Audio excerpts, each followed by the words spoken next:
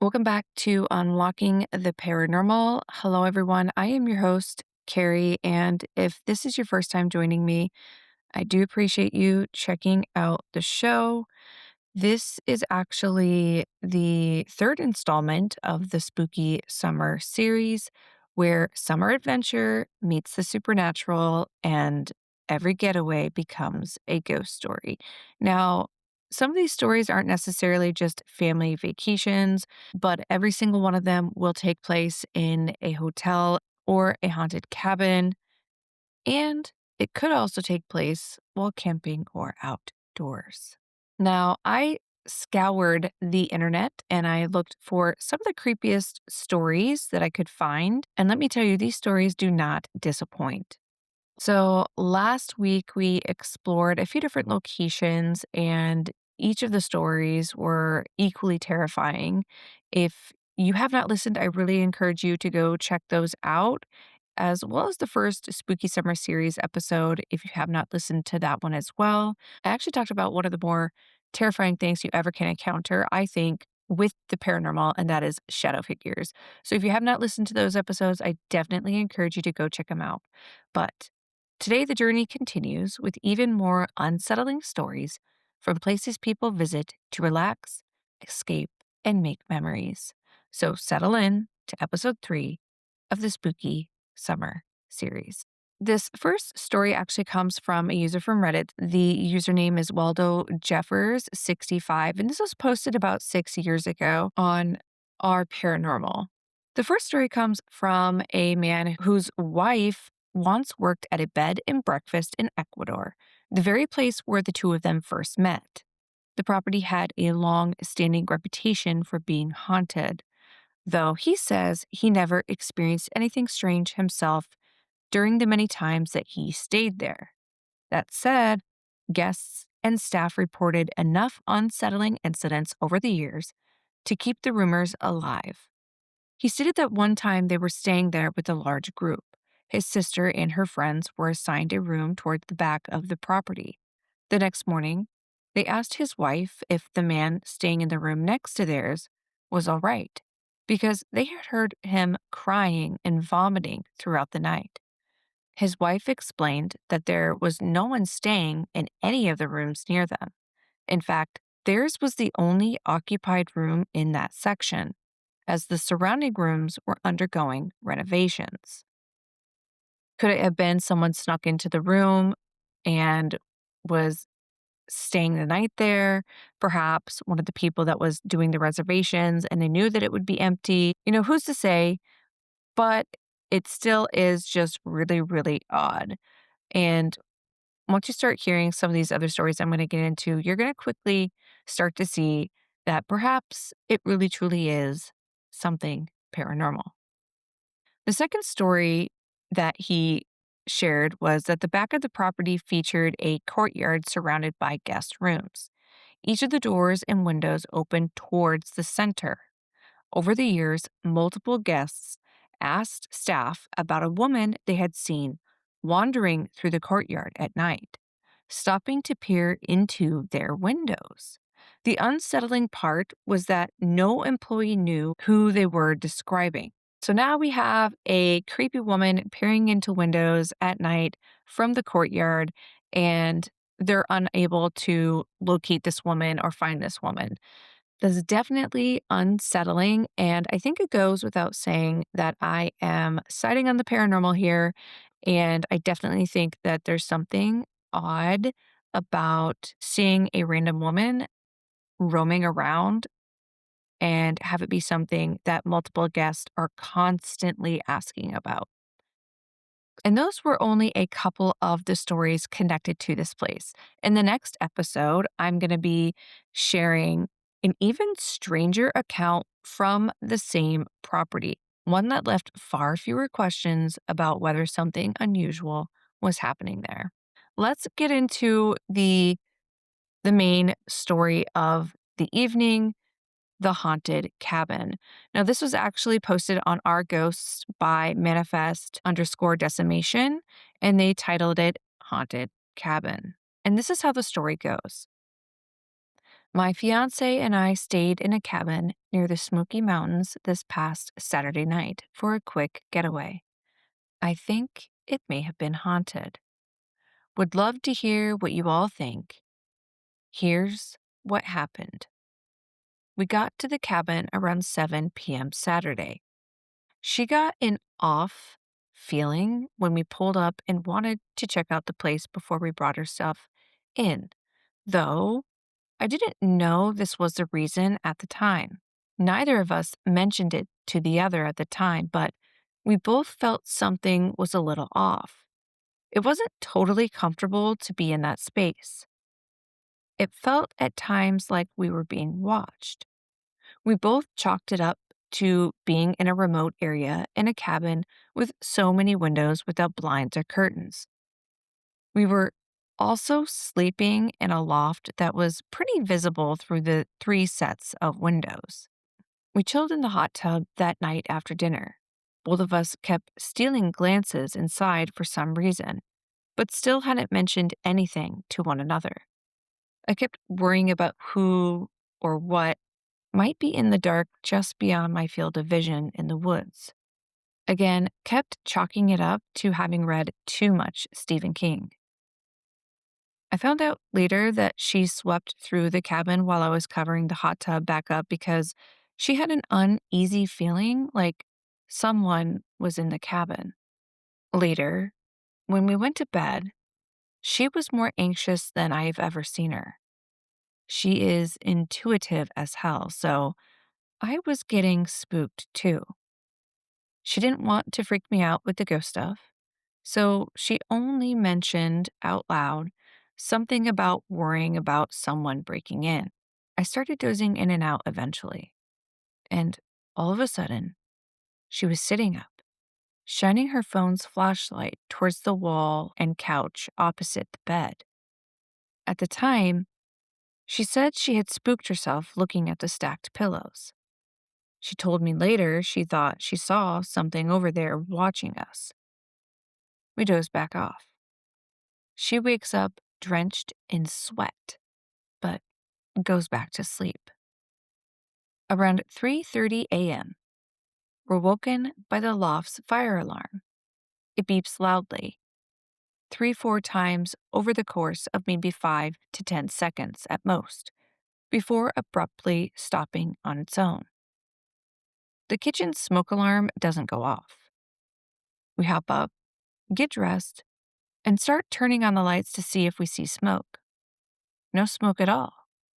But we both smell a distinct burnt smell, like that of electrical wires that are beginning to melt. The smell goes away within 5 minutes of us being awake. Can't find any source of the smell, and it never returns.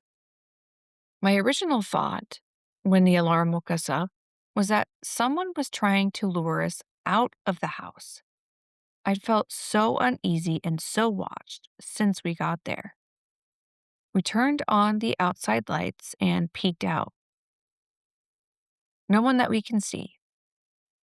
I'm starting to think this might be supernatural at this point, but don't want to freak her or myself out any more than we already were.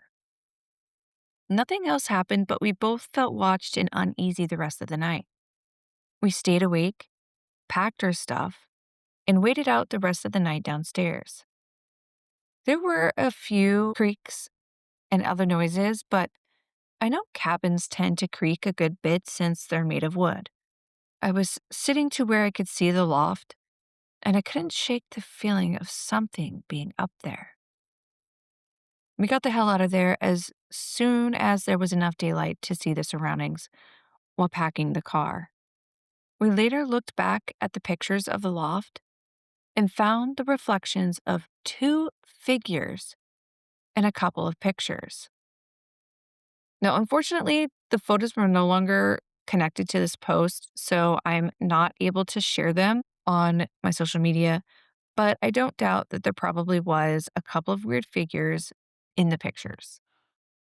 Now, I definitely can understand why people thinking that getting the unsettling feeling of being watched as being connected to the paranormal, because a lot of times people do tend to report feeling that way in notoriously haunted locations. But what's the truth behind it? Is it truly haunted simply because you feel that way? Or are you just creeping yourself out? Now, because the last couple of stories were on the shorter side, I decided I'm actually going to be sharing an additional story in today's episode. Even though these are meant to be mini episodes, I still wanted to share one additional story today. So settle in. This next story comes from our paranormal. It was shared about 2 years ago from Dragonfly 715, and it's titled Haunted Airbnb. Do I say anything? Question mark. And this is what they write.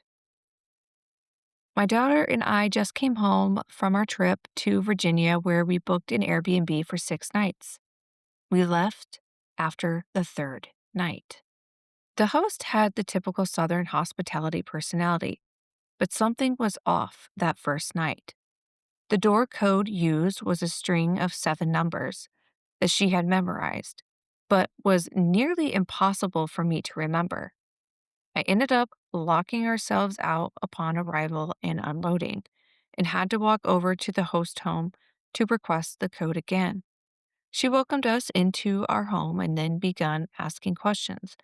However, she let it be known that the questions were directed at my daughter, who is 8, and I should remain silent. That set off alarm bells there. Also, upon arrival, the host had mentioned that we should close the curtains to the house, even though it's a safe place because we are 2 girls. Mind you, there were no other homes around us. It was a huge private property. We walked back over to where we were staying and re entered the premise. The first night, I kept hearing what sounded like a large bug with a hard shell continuously fly into the mini split in the bedroom. However, after 18 hours of travel, I was too tired to care. The second night was a different story. The bathroom attached to the room on the second floor kept having a metallic tinkering noise while we were in bed. My daughter thankfully slept through it. However, I kept experiencing anxiety and feeling unsettled. I tried to tell myself I was just exhausted and feeling anxious about traveling. During the 2 days we came and left, a fan I left on was turned off every time we arrived back. There was a small extendable mirror, the only mirror, in the bathroom that one could also tilt up and down. The mirror kept being tilted down towards a child's level. I assumed it was my daughter until I tilted it back up the final day there. I went downstairs to where my daughter was coloring and came back upstairs to it tilted again. Finally, the third night was the last straw. After feeling those prior days that we were constantly being watched, my daughter went to take a shower and said to me, I'm closing the bathroom doors so the lightning bugs can't watch me. My daughter is very extroverted and attached to me. She never wants the bathroom door closed when showering. This let me know she too felt something, but didn't have the words to explain it. We finally went to bed and fell asleep fast. However, I once again couldn't sleep because of anxiety and began experiencing panic attacks, which I am not prone to.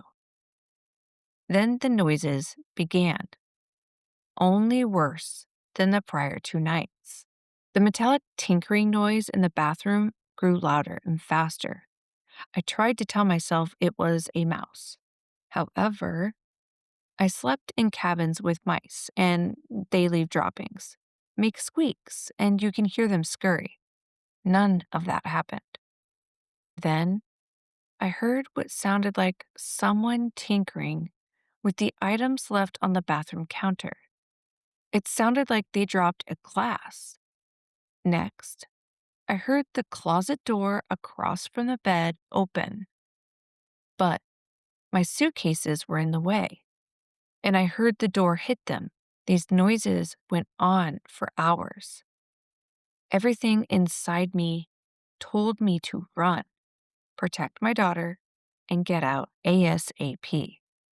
The next morning, I went into the bathroom, and there were child's muddy footprints coming out of the shower and onto a white towel laid in front of the shower. It was not there the night before. I tried to explain it away, but I couldn't. My daughter had not played in any mud on any of those days, and even if she had, there would have been muddy footprints from the front door where we took our shoes off. I immediately began packing our bags to never return again. After 2 nights of not returning, the host messaged me and offered me an additional night free on her. Obviously, I declined. Do I mention anything to the host? Do I leave a review?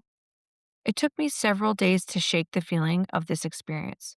It was so scary that I may never stay in an Airbnb again.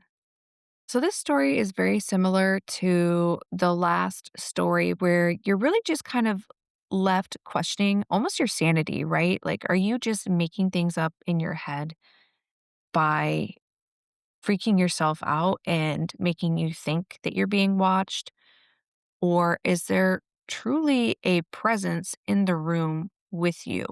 But a few things about the story actually stand out to me. First is the host insisting that all the questions be directed at the 8-year-old while telling the mother to remain silent. That's just a really strange request. Now, I understand, you know, maybe the host was just trying to be friendly with the child to make the mom feel better. Maybe the host just really loves children. I have neighbors myself, and one of them loves children. And whenever we're walking by on walks, she always stops to chat with us. And she always talks with my daughter, and I don't think there's anything weird there. So maybe it was something as innocent as that. But when you take that into account with the additional things that they were experiencing, such as the muddy footprints that came out of the shower, I'm starting to think that there's something more going on here. And this almost starts off as like a classic haunting where at first it's just little noises that make you assume are natural and you choose to ignore it. Although you still are creeped out and have this creepy feeling of being watched, you choose to ignore it and say, nope, there's some kind of rational explanation. Things start out small and then they gradually build. Honestly, that's something you'll hear over and over again in stories like this. It's rarely one dramatic event that convinces someone that something is wrong or paranormal. It's typically dozens of small things that slowly build into a feeling that something isn't right. Maybe there are perfectly rational explanations for some of those strange sounds and even maybe some of these unsettling feelings, but that is for you all to decide. I would love to hear your thoughts on each of these stories. And if you've ever experienced something strange while traveling, whether at a hotel, an Airbnb, or a cabin, or even while camping, I would love to hear the stories. You can share your story by emailing unlockingtheparanormalpod@gmail.com or by calling the Haunt Line. The phone number for the hotline will be in the show notes if you would prefer to leave a voicemail. And who knows, you might even hear it featured in a future episode of the Spooky Summer series. And if you enjoyed today's episode, be sure to follow and subscribe so you never miss a new deep dive into the paranormal. I have full length episodes that will be coming out later this fall. I've got a really good mix of some of the more bizarre paranormal stories that I've covered, and I cannot wait for you all to hear them. And be sure to check out my social media for additional creepy content. I am on TikTok, Instagram, as well as Facebook. Don't forget to come back here next week for the next installment of the spooky summer series. Next week's episode, we actually switch gears a little bit. You don't want to miss it. Thank you for listening to Unlocking the Paranormal. And as always, stay curious.